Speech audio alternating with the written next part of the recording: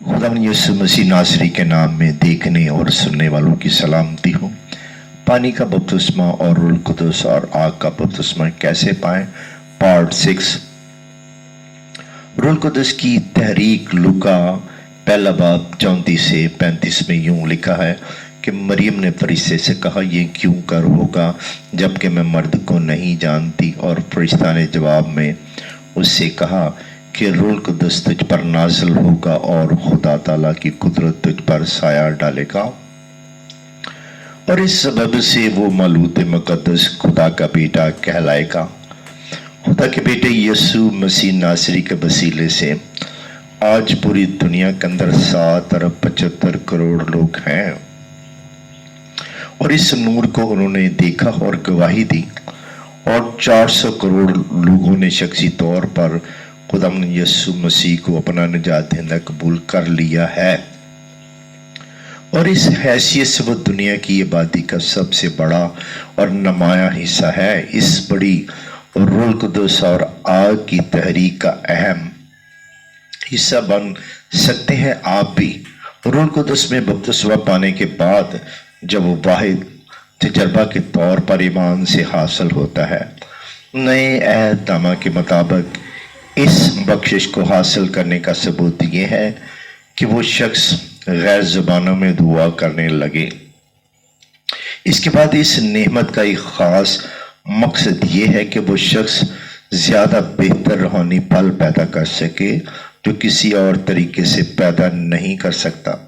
फल की अहमियत पर जोर देना गलती नहीं, गलती तब होती है जब नेमत और फल के इम्तियाज में समझ ना आए, यानी जब नेमत और फल को मिला दिया जाता है।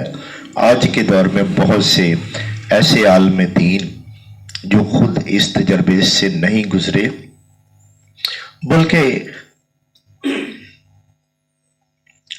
नए अहदनामे की इबारतों और इब्तदाई दीनों ने इस इलाही तजर्बे की अहम फितरत के खलासा को बयान करने के लिए लफ्ज़ वजद की हालत का चुनाव किया। आए एक कदम और आगे हम बढ़े। मत्ती 12 बाब और इसकी 34 आयत में यूं लिखा है, क्योंकि जो दिल में भरा है वही मुंह पर आता है। दूसरे लफ्जों में जब आदमी का दिल लबरेज होने की हद तक भर जाता है तो फिर जो कुछ उसके दिल में भरा होता है बातों की सूरत में बाहर आने लगता है। ऐसी ही रूह कुदस के बपतिस्मे में होता है। जब आदमी का दिल रूह कुदस की ममूरी से लबरेज हो जाता है तो बातों की सूरत में वो ममूरी मुंह से बहने लगती है, क्योंकि ये ममूरी इलाही होती है। इसलिए जो बात बाहर निकलेगी वो भी इलाही होगी। वो शख्स ऐसी बोली बोलने लगता है जो उसने कभी सीखी नहीं होती, और ना ही वो इसे समझता है, फक्त उसे खुदा के जलाल के लिए इस्तेमाल करता है।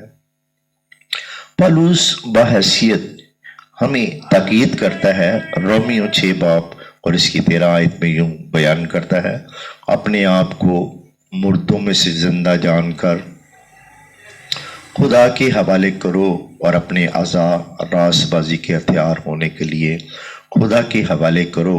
खुदा के मुतालबात अपने आप को ताबिया करने, यानी अपनी मर्जी को उसके ताबिया करने से कहीं आगे है।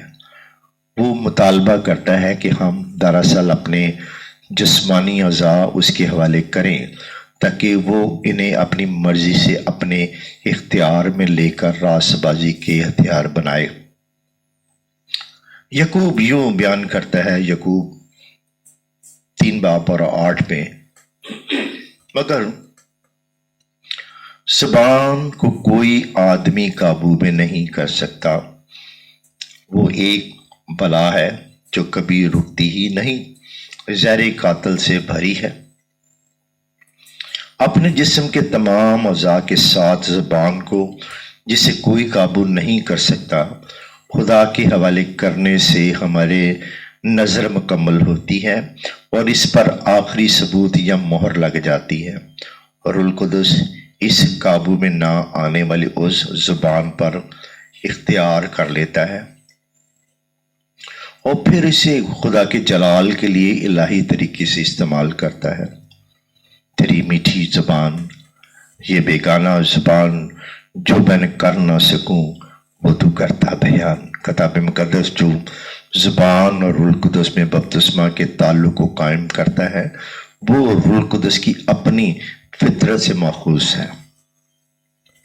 بہت ساری عبارتوں میں یسوع اس بات پر زور دیتا ہے کہ روح القدس حقیقی شخص ہے۔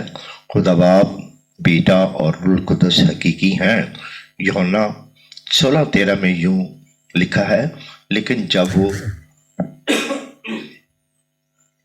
وہ یعنی روح حق آئے گا تو تم کو تمام سچائی کی راہ دکھائے گا، اس لیے کہ وہ اپنی مرضی سے نہ کہے گا لیکن جو کچھ کہے گا وہی کہے گا اور تمہیں آئندہ کی خبر دے گا۔